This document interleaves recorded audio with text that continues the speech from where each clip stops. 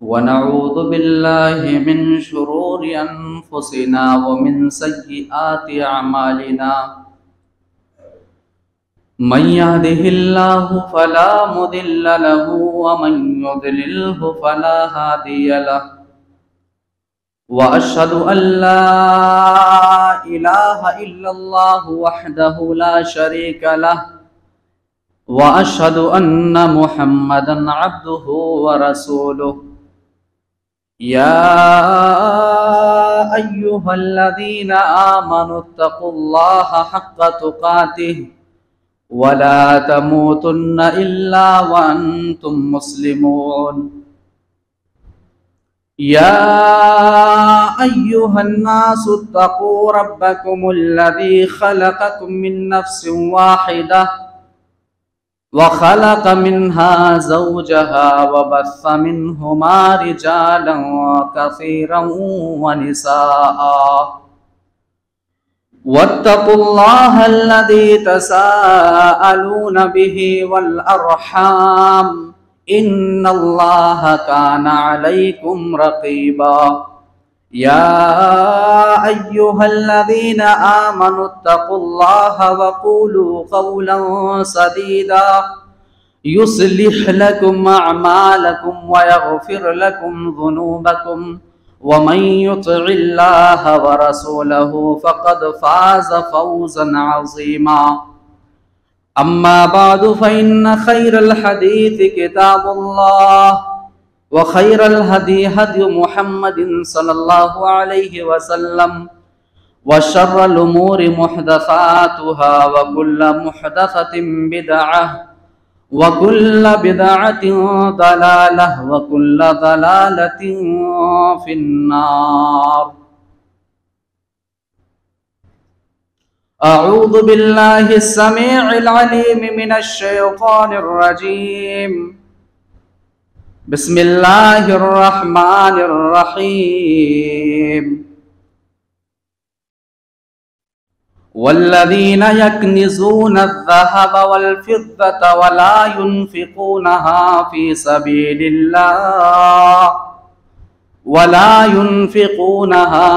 سبيل الله فبشرهم بعذاب أليم يوم يحمى عليها في نار جهنم فتقوى بها جباههم وجنوبهم وظهورهم هذا ما كنزتم لأنفسكم فذوقوا ما كنتم تكنزون رب اشرح لي صدري ويسر لي أمري واحلل عقدة من لساني يفقهوا قولي سبحانك لا علم لنا إلا ما علمتنا إنك أنت العليم الحكيم رب زدني علما اللهم رب زدنی علما آمین۔ سب سے پہلے تمام قسم کی تعریفات، توصیفات، کبریائی، بڑائی، بزرگی، حمد و ثنا اس رب ذوالجلال والاکرام کے لیے لائق و سجاوار ہے جو اس کائنات کا تن تنہا خالق ہے، مالک ہے اور رازق ہے، جس کی ذات بقا ہے، جو ہمیشہ سے ہے اور ہمیشہ رہے گا، جو علی کل شیء قدیر ہے، جو سمیع ہے، جو بصیر ہے۔ اسی رب تعالی سے ہم یہ دعا کرتے ہیں کہ بار الہا قیامت کے دن تک تمام نبیوں پر، رسولوں پر درود و سلام کے فون لچھاور فرما، بالخصوص و بالعموم اللہ کے آخری نبی، امام کائنات، سید الانبیاء، احمد مجتبیٰ، محمد مصطفیٰ صلی اللہ علیہ وسلم پر۔ محترم سامعین کرام، رمضان کا مقدس مہینہ چل رہا ہے۔ آج رمضان کی 20ویں تاریخ میں ہم داخل ہیں۔ ایک مسلمان محاسبہ کرے کہ رمضان 30 دنوں میں 20 دن گزر چکے، جا رہے ہیں، ختم ہو رہے ہیں۔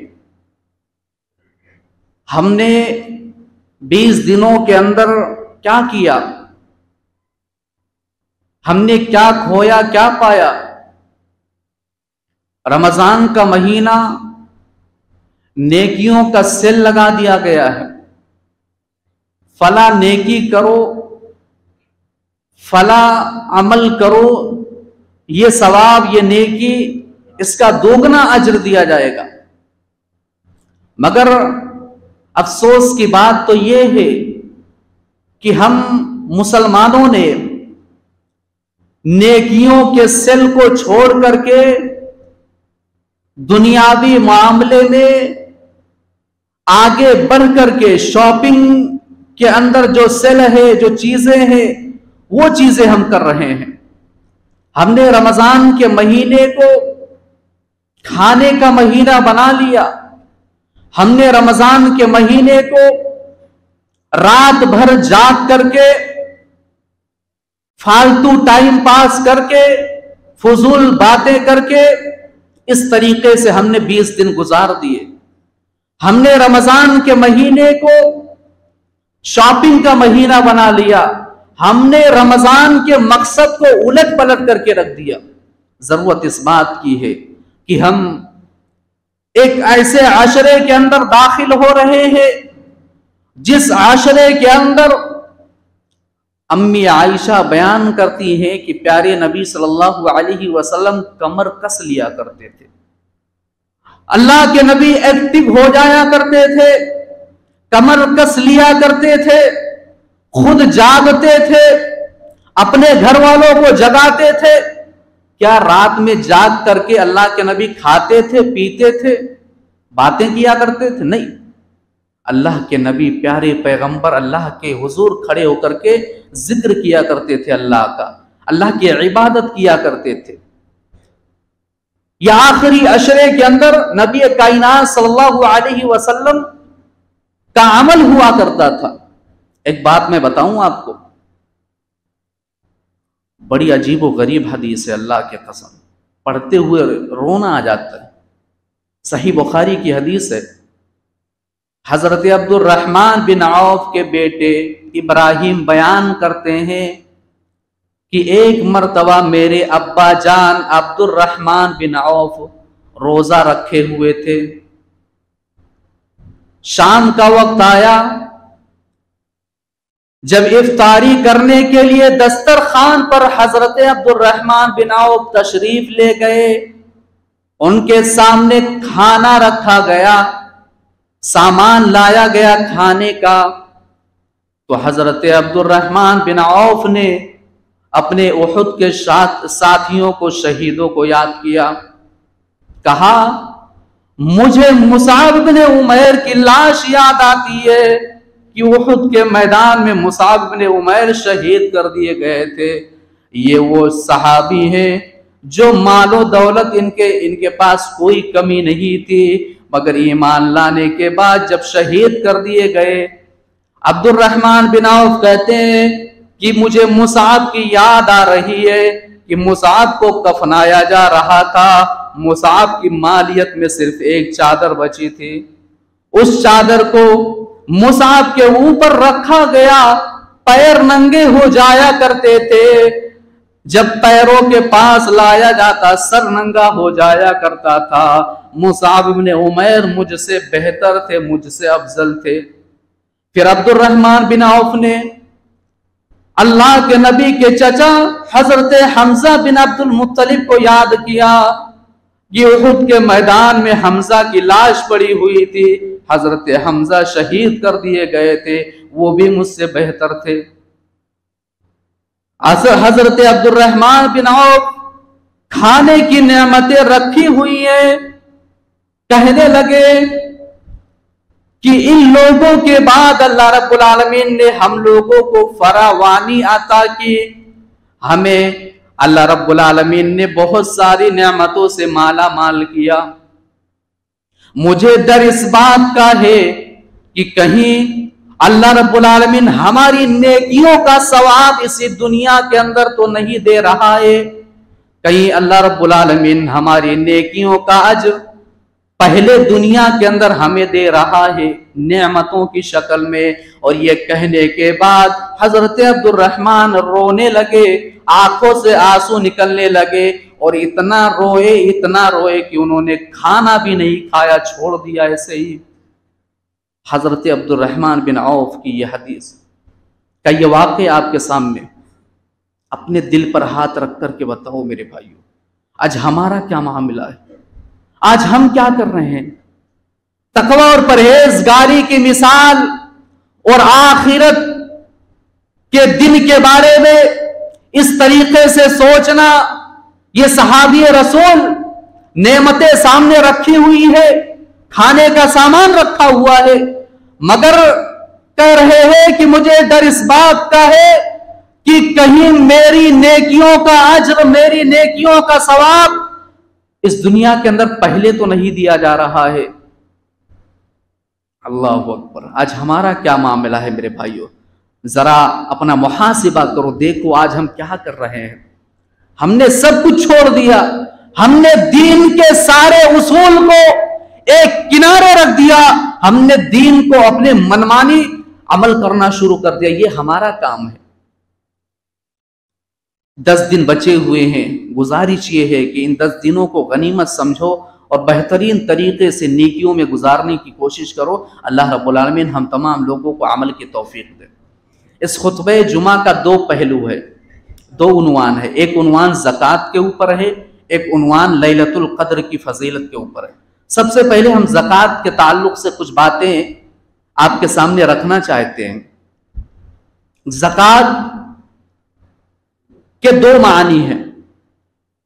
زکوٰۃ کہا جاتا ہے کسی چیز کا پاک ہونا, زکوٰۃ کہا جاتا ہے کسی چیز کا بڑھنا, اضافہ ہونا. زکوٰۃ کا جو ایک معنی میں نے آپ کے سامنے رکھا کہ کسی چیز کا پاک ہونا, اس کا یہ مطلب نہیں ہے کہ انسان حرام کمائی کرے, سود کھائے اور اپنے اسی حرام مال میں سے اللہ کے راستے میں زکوٰۃ نکال دے اور کہے کہ ہاں میرا مال پاک ہو گیا. اس کا یہ مطلب نہیں ہے. مطلب یہ ہے کہ ہم پوری طاقت سے, اپنی پوری کوشش سے حلال کمائی کر رہے ہیں, مگر ہم جان بوجھ کر کے ہمارے مال میں کوئی کمیاں نہیں کر رہے, ناجائز نہیں کر رہے, بلکہ کوتاہی میں, جان بوجھ کر کے نہیں, انجانے میں اگر ہمارے حلال کمائی میں, ہمارے حلال مال میں کوئی کمی رہ گئی ہو تو زکوٰۃ کے ذریعے ہمارے مال کو پاک کیا جاتا ہے. یہ زکوٰۃ ہے. زکوٰۃ شریعت میں کہتے ہیں کہ اللہ, ہمارے مال میں اللہ رب العالمین کا وہ حق جو ہمیں حقداروں کو دینا ہے, غریبوں کو دینا ہے, مسکینوں کو دینا ہے. والذین فی اموالہم حق معلوم للسائل والمحروم, کہ اے ایمان والو, تمہارے مال کے اندر اللہ رب العالمین کا جو حق ہے اس حق کو غریبوں کے اندر تقسیم کر دیا کرو. اس حق کو حقداروں کے اندر, بے سہارا لوگوں کے اندر تقسیم کر دیا کرو. یعنی ہمارے مال کے اندر اللہ کا وہ حق جو بے سہارا لوگوں کے لیے خاص کر دیا گیا ہے, یہ زکوٰۃ ہے. زکوٰۃ کوئی ٹیکس نہیں ہے, زکوٰۃ کوئی احسان نہیں ہے, اور زکوٰۃ کوئی آپشنلی چیز نہیں ہے کہ آپشن ہے ہم دیں یا نہ دیں. زکوٰۃ فرض ہے ہمارے اوپر. اسلام کے 5 ستون ہیں, 5 ارکان ہیں. بنی الاسلام علی 5. یہ حدیث آپ کے سامنے پیش کی جاتی ہے, مشہور حدیث ہے, بہت سارے لوگوں کو یہ حدیث یاد ہوگی کہ توحید کے بعد, نماز کے بعد اسلام کا تیسرا پلر, اسلام کا تیسرا ستون زکوٰۃ ہے. زکوٰۃ. اور قرآن مجید آپ پڑھیں گے تو اللہ رب العالمین سینکڑوں مقامات پر نماز کے بعد زکات کا تذکرہ کر رہا ہے. یقیم الصلاۃ ویؤتوا الزکاۃ واقاموا الصلاۃ وآتوا الزکاۃ، نماز قائم کرو اور اللہ کے راستے میں زکات دو. سینکڑوں مقامات پر اللہ نے نماز کے بعد زکات کا تذکرہ کیا، اس لیے کیا کہ اے مسلمان کہیں تو نماز کی اہمیت کو سمجھ کر کے زکات کی اہمیت کو بھول نہ جائے. تو نماز کو زیادہ اہم سمجھ کر کے زکات کی اہمیت کو ایک کنارے رکھ دے. جس طریقے سے ہمارے لیے نماز اہم ہے اس طریقے سے ہمارے لیے زکات بھی اہم ہے، ایک فرض عبادت ہے. زکات کوئی آپشن نہیں ہے، زکات ہمیں اپنے مال میں سے دینا ہے. اگر نصاب کو پہنچ گیا ہے یہ کوئی آپشن چیز نہیں ہے، یہ اللہ کی فرض کردہ ایک عبادت ہے اللہ کی طرف سے. نہیں دیں گے تو ہم گنہگار ہیں میرے بھائی. اللہ کے نبی صلی اللہ علیہ وسلم کا انتقال ہوا. آپ کے انتقال کے بعد ابو بکر خلیفہ بنے. حضرت ابو بکر صدیق رضی اللہ تعالیٰ عنہ کے سامنے سب سے پہلی جو پرابلم آئی وہ کیا آئی جانتے ہیں؟ لوگوں نے زکات دینے سے انکار کر دیا. زکات دینے سے انکار کر دیا. لوگوں نے کہا اللہ کے نبی کو ہم زکات دیا کرتے تھے، اب اللہ کے نبی دنیا کے اندر نہیں رہے تو ہم زکات نہیں دیں گے. ابو بکر نے کہا کہ میں جو لوگ زکات کا انکار کر رہے ہیں ان سے جنگ کروں گا، میں ان سے جنگ کروں گا. حضرت عمر فاروق رضی اللہ تعالیٰ عنہ نے کہا کہ صدیق اکبر آپ ایمان والوں سے جنگ کریں گے، آپ مسلمانوں سے جنگ کریں گے؟ صدیق اکبر نے کہا ہاں، اگر وہ زکات کا انکار کرتے ہیں، زکات ادا نہیں کرتے ہیں تو میں ان سے جنگ کروں گا. واللہ لو قاتلن من فرق بین الصلاۃ والزکاۃ، اللہ کی قسم میں ان سے ضرور جنگ کروں گا، ضرور جنگ کروں گا جو لوگ نماز اور زکات کے درمیان فرق کرتے ہیں. نماز کو تو اہمیت دیتے ہیں مگر زکات کو اہمیت نہیں دیتے. اور میں ان لوگوں سے جنگ کروں گا جو لوگ نبی کے زمانے کے اندر اونٹنی کا ایک بچہ ہی اللہ کے راستے میں زکات دیتے تھے، نکالتے تھے اللہ کے رسول کو، اگر اب نہیں دے رہے ہیں تو ان سے میں جنگ کروں گا. یہ ابو بکر کا حال ہے. صدیق اکبر، حضرت عمر فاروق رضی اللہ تعالیٰ عنہ بعد میں کہنے لگے، ان کو بعد میں احساس ہوا کہ ابو بکر سچائی پر تھے، انہوں نے سچ کہا تھا، اور اللہ رب العالمین نے حضرت ابو بکر کے دل کو کھول رکھا تھا. یہ زکات کا مسئلہ صحابہ کرام کے درمیان، ہم نے زکات کو منمانی عبادت سمجھ لیا ہے. منمانی عبادت. بہت سارے لوگ ایسے ہیں جو زکات کو جس طریقے سے نکالنا چاہیے اس طریقے سے نہیں نکالتے، اور زکات جہاں دینا چاہیے وہاں نہیں دیتے. یہ معاملہ آج ہمارے یہاں موجود ہے. اب آئیے آگے بڑھتے ہیں. زکات کا فائدہ کیا ہے؟ پہلا فائدہ ہے مال کے اندر طہارت ہوتی، مال پاک ہوتا ہے ہمارا. دوسرا فائدہ کیا ہے؟ اس سے غریبوں کا فائدہ ہوتا ہے، ضرورت مندوں کا، مسکینوں کا فائدہ ہوتا ہے. ہمارے زکات کے ذریعے سماج اور معاشرے کے جو غریب طبقہ کے لوگ ہیں، مسکین لوگ ہیں، مسلمان، ان کی مدد ہوتی ہے، ان کا ہم سہارا بنتے ہیں، زکات کے ذریعے ان کو سہارا دیتے ہیں. یہ فائدہ ہے زکات کا. اور زکات کا ایک بہت بڑا فائدہ یہ ہے کہ زکات دینے سے انسان کے دل میں مال کی محبت کم ہوتی ہے. اب کوئی یہ آدمی نہ کہے، کوئی آدمی یہ نہ کہے کہ میرے دل کے اندر مال کی محبت ہی نہیں. وَإِنَّهُ لِحُبِّ الْخَيْرِ لَشَدِيدٌ. مال کی محبت ہر انسان کے اندر ہوتی ہے، اس کے دل کے اندر. تو دل کے اندر جو مال کی محبت ہے اس محبت کو کم کرنے کے لیے زکات دیا جاتا ہے. مثال کے طور پر 1 کروڑ روپیہ ہے، 1 کروڑ کے اندر 2.5 لاکھ روپیہ ہم زکات نکال رہے ہیں. اب 1 کروڑ کے اندر 2.5 لاکھ جو ہم نے نکالا، اس 2.5 لاکھ نکالنے کی وجہ سے ہمارے دل کے اندر سے مال کی محبت کم ہو رہی ہے. اور بہت سارے ایسے بخیل اور کنجوس لوگ ہیں جو اپنے مال کو بچاتے ہیں، جمع کرتے ہیں، زکوٰۃ نہیں نکالتے ہیں۔ وجہ کیا ہے؟ مال کی محبت غالب آ گئی۔ ایسے لوگوں کے بارے میں قرآن کہتا ہے والذین یکنزون الذھب والفضة ولا ينفقونها فی سبیل اللہ فبشرهم بعذاب علیم۔ جو لوگ سونا اور چاندی کو جمع کرتے ہیں، زکوٰۃ نہیں نکالتے ہیں، اے نبی صلی اللہ علیہ وسلم ان کو جہنم کے عذاب کی بشارت دے دیجئے، انہیں دردناک عذاب کی بشارت دے دیجئے۔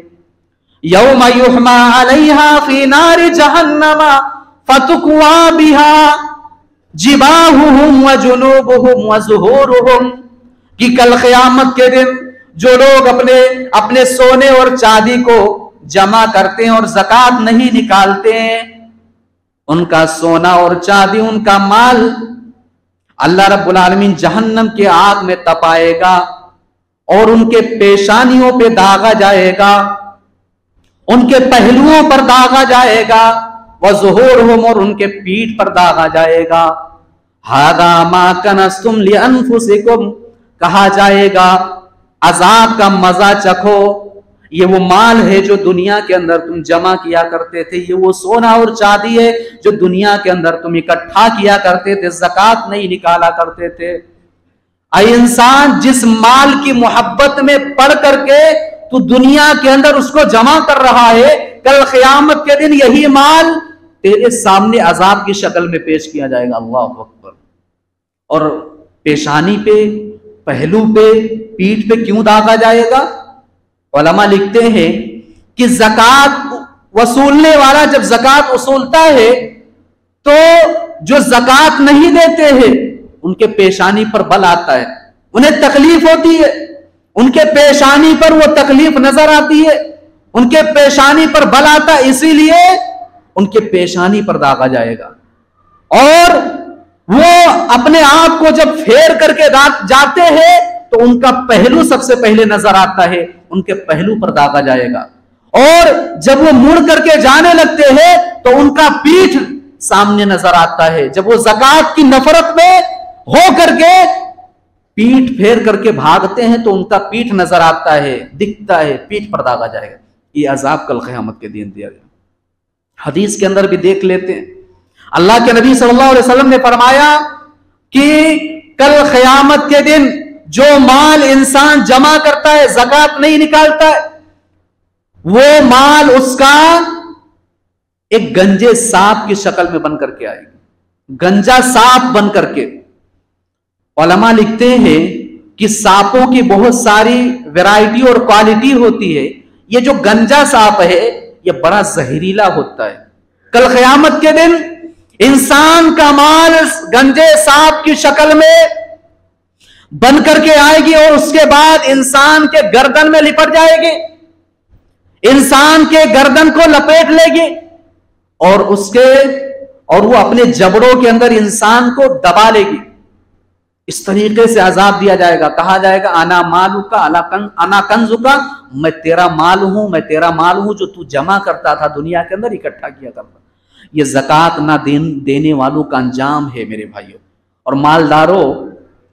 غنی اپنے آپ کو سمجھنے والے لوگوں، ایک مثال دے کر کے زکوٰۃ کے اوپر میں اپنی بات ختم کر دینا چاہتا ہوں۔ عثمان غنی رضی اللہ تعالیٰ عنہ کا نام سنا آپ نے؟ غنی کہا گیا ان کو، غنی غنی، کہیں دکھاوے کے لیے یا ایسے ہی غنی تھوڑی ان کا لقب ہے، کافی مالدار تھے اور ارب پتی تھے وہ۔ حالت کیا ہے جانتے ہو؟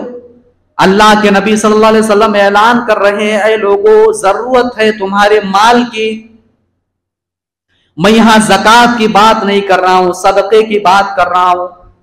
زکوٰۃ تو ہمارے اوپر فرض ہے، اگر ہم نہیں نکالیں گے نصاب تک پہنچ جانے کے بعد تو ہمیں عذاب دیا جائے گا۔ عثمان غنی رضی اللہ تعالیٰ عنہ اور صحابہ کرام کے سامنے یہ اعلان کیا جا رہا ہے، اے صحابیوں اپنے مال کی مدد کرو، اللہ کی راہ میں تمہارے مال کی ضرورت ہے۔ عثمان غنی اٹھے، اے اللہ کے نبی 100 اونٹ لکھ لیجئے، 100 اونٹ لکھ لیجئے، پیارے پیغمبر اللہ کے راستے میں دینے کا اعلان کر رہے ہیں۔ عثمان غنی، او لوگوں، اے مالداروں، اے اپنے آپ کو غنی کہنے والے مسلمانوں، عثمان غنی کی زندگی کو دیکھو، 100 اونٹ لکھ لیجئے۔ پھر اللہ کے نبی اعلان کر رہے ہیں، اے لوگوں، کون ہے جو اللہ کے راہ میں صدقہ دے، خیرات کرے؟ پھر عثمان اٹھے، اللہ کے نبی 100 اونٹ لکھ لیجئے۔ پھر اللہ کے نبی اعلان کر رہے ہیں، پھر عثمان اٹھے، 7 مرتبہ عثمان اٹھے اور 700 اونٹ اللہ کے راہ میں صدقہ کر دیا۔ اللہ کے نبی اسی منبر پہ کھڑے ہو کر کے یہ اعلان کر رہے ہیں، ما ذرہ عثمان، ما ذرہ عثمان، اے ابو بکر سن لو، اے عمر سن لو، اے علی سن لو، اے تمام صحابہ کرام سن لو، ما عمل بعد اليوم قطه، آج کے بعد میرا عثمان کوئی عمل کرے یا نہ کرے پھر بھی وہ جنت کے اندر جائے گا۔ یہ عثمان غنی رضی اللہ تعالیٰ عنہ۔ آج ہمارے سامنے بھی اللہ کے راستے میں دینے کا اعلان کیا جاتا ہے۔ کون ہے جو اللہ کے راہ میں صدقہ کرے، اللہ کے دین میں فلاں چیز میں یہ چیز لگانا ہے، تمہارے مال کی ضرورت ہے؟ کیا ہے میرے بھائیوں؟ ہے ہمارے اندر یہ ہمت؟ مال کی محبت اس دل کے اندر بیٹھ گئی ہے، اس دل کے اندر۔ میں نے یہ واقعہ ایک جگہ پر سنایا، رمضان کا مہینہ نہیں تھا، گاؤں کے اندر، یو پی کی بات ہے، اور یو پی کے اندر جب مال اور زکوٰۃ کا معاملہ اور صدقے کی بات آ جائے کہ مسجد کے اندر یا مدرسے کے اندر یا عیدگاہ یا فلاں جو بھی ہے دینا ہے، تو وہاں کی عورتوں کے اندر اللہ اکبر اتنا بڑا جذبہ ہوتا ہے، وہ لوگ اپنے کان کی بالیاں دے دیتی ہیں، اپنے پیر کے پازیب کو وہ لوگ دے دیتے، سونے اور چاندی وہ لوگ اللہ کے راہ میں صدقہ کر دیتی ہیں، دے دیتی ہیں۔ میں نے یہ واقعہ جب سنایا تو ایک آدمی اٹھا نماز کے بعد اور کہا کہ اللہ کے راہ میں 10,000 دے رہا ہوں۔ اس واقعے پر اس نے 10,000 دیا۔ آج میں دیکھنا چاہتا ہوں آپ کی اس مسجد کے اندر کون ہے جو کھڑے ہو کر کے یہ جذبہ دکھائے۔ انشاءاللہ تعالی ہم ضرور عمل کریں گے اس پر۔ تو عثمان غنی اس طریقے سے اللہ کے راہ میں صدقہ دے رہے ہیں، اور معلوم آپ کو جنتی آدمی جس کو اللہ کے نبی نے جنتی کہا، یہ آدمی، یہ غنی آدمی، یہ مالدار آدمی، عجیب و غریب بات یہ ہے کہ قبر کے پاس سے گزر رہا ہے تو وہاں بیٹھ جاتا ہے، اور بیٹھنے کے بعد زار و قطار ہوتا ہے۔ کون؟ عثمان غنی، جن کو جنتی کہا گیا۔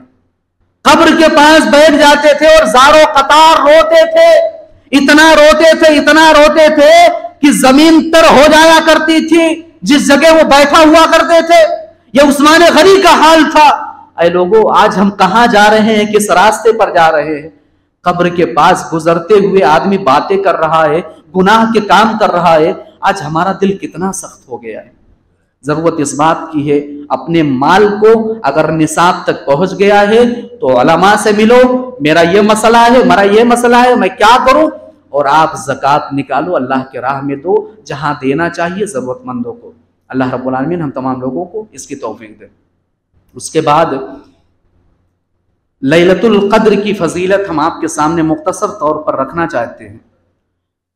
لیلۃ القدر یہ وہ رات ہے جسے قرآن مجید کے اندر اللہ رب العالمین نے مبارک والی رات کہا۔ حامیم والکتاب المبین انا انزلناہ فی لیلۃ مبارکۃ انا کنا منذرین فیہا یفرق کل امر حکیم۔ اللہ رب العالمین نے کہا کہ ہم نے اس کو یعنی قرآن مجید کو لیلۃ مبارکہ، مبارک والی رات کے اندر نازل کیا۔ اب بہت سارے لوگ اس آیت کو شعبان کی 15ویں رات میں لے جا کر کے دلیل پکڑتے ہیں۔ اس کا جواب یعنی لوگ کہیں گے کہ یہ لیلۃ مبارکہ اس سے مراد شب برات ہے، نہیں، شہر رمضان الذی انزل فیہ القرآن، یہاں پر اللہ رب العالمین بات کو مکمل طور پر واضح کر رہا ہے کہ رمضان کے مہینے کے اندر قرآن کو نازل کیا گیا، رمضان کے مہینے کے اندر، اور لیلۃ القدر کی رات میں نازل کیا گیا۔ اب آگے بڑھیے، انا انزلناہ فی لیلۃ القدر، اللہ رب العالمین جہاں پر قرآن کو نازل کرنے کی بات کر رہا ہے کہ یعنی لیلۃ القدر کے اندر نازل کیا گیا، اتارا گیا، وہاں پر اللہ رب العالمین لفظ انزال کو اللہ رب العالمین استعمال کر رہا ہے، مگر جہاں پر قرآن کی حفاظت کی بات آئی وہاں پر اللہ رب العالمین کیا کہہ رہا ہے؟ اِنَّا نَحْنُ نَزَّلْنَا الذِّكْرَ وَإِنَّا لَهُ لَحَافِظُونَ، کہ ہم نے اس قرآن کو نازل کیا اور ہم اس کی حفاظت کی ذمہ داری ہم لیتے ہیں۔ یہاں پر لفظ تنزیل اور جہاں پر قرآن کو نازل کرنے کی بات آئی وہاں پر لیلۃ القدر کی بات آئی، وہاں پر لفظ انزال۔ اس کا مطلب یہ ہے کہ اللہ رب العالمین نے لیلۃ القدر کی رات میں قرآن کو مکمل طریقے سے، پورا قرآن لوح محفوظ سے آسمان دنیا پر یعنی بیت العزت پر لیلۃ القدر کی رات کو اللہ رب العالمین پورا قرآن اتار دیا، نازل کر دیا۔ اور تنزیل کا مطلب یہ ہے کہ 23 سالہ زندگی کے اندر اللہ کے نبی صلی اللہ علیہ وسلم کو حسب ضرورت، جب ضرورت پڑی جبرائیل امین لے کر کے ٹکڑے ٹکڑے میں قرآن کی آیتوں کو نازل ہوتے رہے، اللہ کے نبی کو دیتے رہے۔ یعنی قرآن کو مکمل طریقے سے پورا قرآن لیلۃ القدر کی رات میں لوح محفوظ سے بیت العزہ یعنی آسمان دنیا پر ایک جگہ ہے بیت العزہ، وہاں پر اللہ رب العالمین نے نازل کر دیا۔ برکت کا مطلب کیا ہے؟ برکت، اللہ نے برکت والی رات کا، برکت کا مطلب یہ ہے کہ کسی چیز میں برابر اضافہ ہونا، کسی چیز میں برابر بڑھوتری ہونا۔ اللہم بارک علی محمد، اے اللہ محمد صلی اللہ علیہ وسلم پر برکت نازل کر۔ کیا مطلب؟ مطلب یہ ہے کہ اللہ کے نبی صلی اللہ علیہ وسلم کے مقام اور مرتبے کو بڑھاتا جا، اللہ کے نبی صلی اللہ علیہ وسلم کے درجات کو بلند کرتے جا، اللہ رب العالمین اس کے اندر برکت نازل کرتے جا۔ یہ برکت کا اصل معنی ہے۔ یہ رات برکت والی رات ہے۔ اس رات کے اندر اللہ رب العالمین نیکی اور ثواب کا کام کرنے والوں کے لیے لگاتار اضافہ کرتا رہتا ہے، بڑھوتری کرتا رہتا ہے۔ اچھا، اس رات کی اتنی بڑی فضیلت ہے کہ اللہ نے اس کے اوپر ایک پوری سورہ نازل کر دی۔ اس سورت کو ہم پڑھ لیتے ہیں۔ اِنَّا أَنزَلْنَاهُ فِي لَيْلَةِ الْقَدْرِ، اس لیلۃ القدر کی رات میں ہم نے قرآن کو نازل کیا۔ وَمَا أَدْرَاكَ مَا لَيْلَةُ الْقَدْرِ، تمہیں کیا معلوم کہ لیلۃ القدر کیا ہے؟ یہاں پر لیلۃ القدر کہا گیا، قدر والی رات۔ قدر کا معنی کیا ہے؟ آئیے ہم وہ جان لیتے ہیں۔ اللہ نے دوسرے مقام پہ کہا کہ یہ برکت والی رات ہے، اور سورہ قدر کے اندر اللہ نے کہا کہ یہ قدر والی رات ہے۔ قدر کا مطلب کیا ہے؟ قدر کے 3 معنی ہیں۔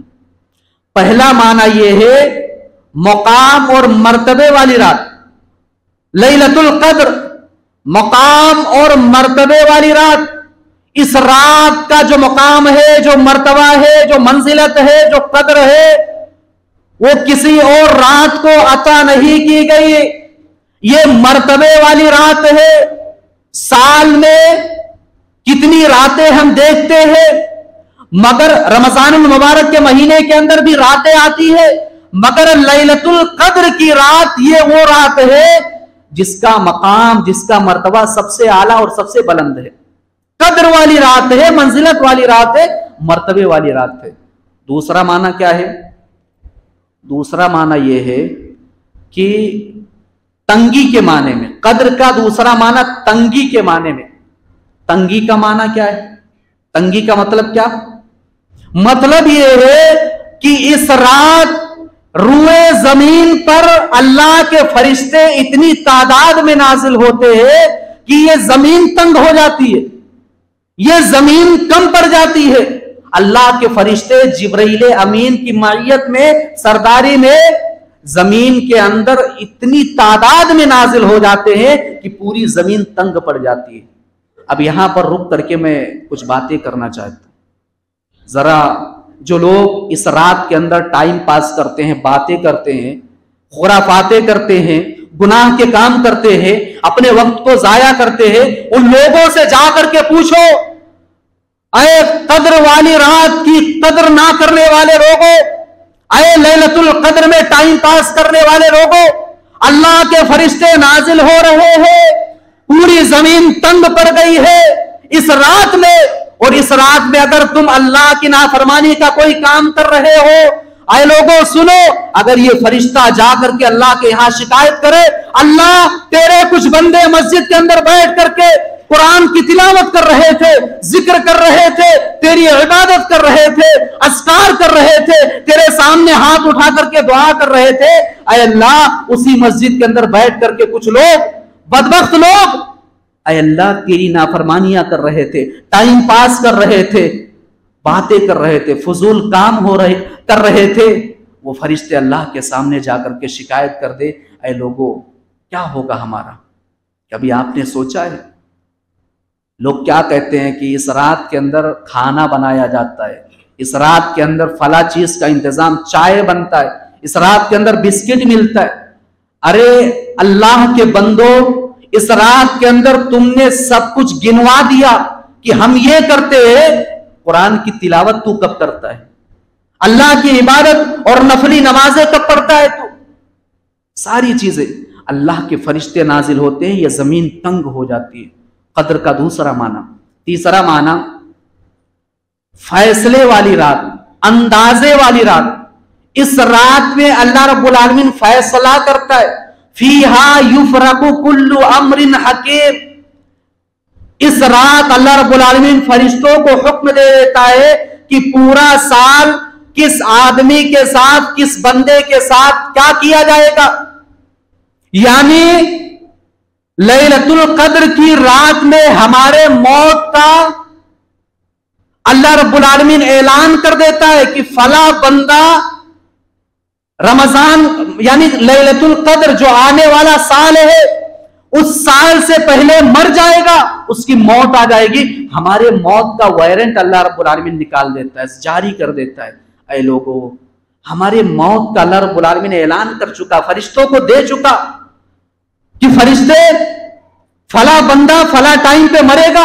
ہمارے موت کا فیصلہ کر دیا گیا، اور ہم اس رات گناہ کر رہے ہیں، اس رات اللہ کی نافرمانیاں کر رہے ہیں، اس رات فضول کام کر رہے ہیں۔ ہمارے موت کا فیصلہ کر دیا گیا ہے، ہمیں روزی کتنی دی جائے گی، ہمارے ساتھ کیا سلوک ہوگا پورے سال کے اندر، ہمارے ساتھ کیا حادثہ ہوگا، کیا بیماری ہوگی، کیا سب کچھ اس رات کے اندر اللہ رب العالمین فیصلہ کر دیتا ہے۔ فیہا یفرق کل امر حکیم۔ اے لوگوں، یہ چیز میں نے آپ کے سامنے پیش کر دیا، اب آپ فیصلہ کر لو اس رات آپ کیا کرو گے۔ اب آپ فیصلہ کر لو، آپ کے ذمہ یہ فیصلہ ہے کہ اس قدر والی رات آپ کیا کرو گے۔ گناہ والے کام کرو گے، اللہ کی نافرمانیاں کرو گے، فضول کامیں کرو گے؟ نہیں، باز آ جاؤ۔ اللہ کی قسم، یہ سال میں یہ وہ موقع ہے جو سب سے بڑی فضیلت والی رات ہے، اور اس رات اگر ہم گناہوں میں گزار لیں، گناہوں میں، تو ہم سے بڑا بدنصیب آدمی کوئی نہیں ہے، ہم سے بڑا بدقسمت آدمی کوئی نہیں ہے۔ انشاءاللہ تعالی ہم یہ فیصلہ کرتے ہیں، ہم یہ عزم کرتے ہیں کہ اس رات یعنی رمضان کا جو بھی موقع ہمیں مل رہا ہے آگے، ہم پورے طریقے سے، مکمل طریقے سے رمضان کے مقصد کو پورا کریں گے انشاءاللہ۔ یہ آج ہم طے کر رہے ہیں۔ اور ایک بات یہ بھی بتا دینا چاہتا ہوں، اسی لیے لوگ مجھے شاید برا جانتے ہوں گے یا برا کہتے ہوں گے میرے بارے میں، کیونکہ جو ہوتا ہے میں سامنے کھلے طور پہ بول دیتا ہوں۔ کچھ لوگ جو مسجد کے اندر شب قدر والی رات میں ٹائم پاس کرتے ہیں، فضول باتیں کرتے ہیں، میں ان سے ابھی اسی وقت کہہ دینا چاہتا ہوں، اگر تم کو بات کرنا ہے، فضول باتیں کرنی ہے، مسجد کے اندر مت کرنا۔ ابھی یہیں سے گزارش کر رہا ہوں میں، اگر میں دیکھوں گا تو کھلے طور پہ میں بول دوں گا۔ تو ضرورت اس بات کی ہے کہ رات میں اگر جو لوگ میری ان باتوں پر عمل نہیں کریں گے جو میں نے قرآن و حدیث کی روشنی میں آپ کے سامنے پیش کیا، جو لوگ قرآن کی آیت کا انکار کریں گے، ان لوگوں سے میری گزارش ہے کہ وہ مسجد کے باہر نکل کر کے جو کرنا ہے وہ کریں گے۔ مسجد کے اندر جو عبادت کر رہے ہیں، جو اعتکاف میں بیٹھے ہوئے ہوں گے، جو قرآن کی تلاوت کر رہے ہوں گے، انہیں ڈسٹرب مت کرنا، میری یہی گزارش ہے آپ سے۔ میں نے آپ کے سامنے لیلۃ القدر کی فضیلت پر اور کیا کہا گیا، 1000 مہینوں سے افضل کہا گیا اس رات کو۔ اللہ اکبر، 83 سال سے بھی زائد اگر ہم کوئی عبادت کر رہے ہیں تو اس رات ایک عبادت کرنے پر 83 سال سے بھی زائد مقام اور مرتبہ۔ اللہ اکبر، اتنی بڑی فضیلت والی رات اور ہم ایسے ہی گزار دیں گے؟ نہیں، انشاءاللہ ہم عزم کرتے ہیں بہترین طریقے سے گزاریں گے۔ اللہ رب العالمین ہم تمام لوگوں کو عمل کی توفیق دے۔ اے الہ العالمین ہم تمام لوگوں کے گروہوں میں، جماعت میں جو مسلمان زکوٰۃ کو مکمل طریقے سے نہیں ادا کرتے ہیں، الہ العالمین تو انہیں زکوٰۃ ادا کرنے کی توفیق دے۔ یا الہ العالمین تو ہمیں لیلۃ القدر کی رات کو اس کی قدر کرنے کی توفیق دے۔ یا الہ العالمین جو باتیں کی گئیں قرآن و حدیث کی روشنی میں، ان تمام باتوں پر ہمیں عمل کرنے کی توفیق دے۔ آمین ثم آمین، وآخر دعوانا الحمدللہ رب العالمین۔ ان الحمد للہ نحمده ونستعینه ونستغفره ونعوذ باللہ من شرور انفسنا ومن سیئات اعمالنا، من يهده الله فلا مضل له ومن يضلل فلا هادي له، واشهد ان لا الہ الا اللہ وحدہ لا شریک له، واشهد ان محمدا عبدہ ورسولہ۔ اما بعد فان خیر الحدیث کتاب اللہ، وخیر الہدی ہدی محمد صلی اللہ علیہ وسلم، وشر الامور محدثاتها وکل محدثۃ بدعہ وکل بدعۃ ضلالہ وکل ضلالۃ فی النار۔ اعوذ باللہ من الشیطان الرجیم، بسم اللہ الرحمن الرحیم۔ ان اللہ وملائکتہ یصلون علی النبی یا ایھا الذین آمنوا صلوا علیہ وسلموا تسلیما۔ اللہم صل علی محمد وعلی آل محمد کما صلیت علی ابراہیم وعلی آل ابراہیم انک حمید مجید۔ اللہم بارک علی محمد وعلی آل محمد کما بارکت علی ابراہیم وعلی آل ابراہیم انک حمید مجید۔ عباد اللہ یرحمکم اللہ، ان اللہ یامر بالعدل والاحسان وایتاء ذی القربى وینہی عن الفحشاء والمنکر والبغی یعظکم لعلکم تذکرون، ولذکر اللہ اکبر واللہ یعلم ما تصنعون۔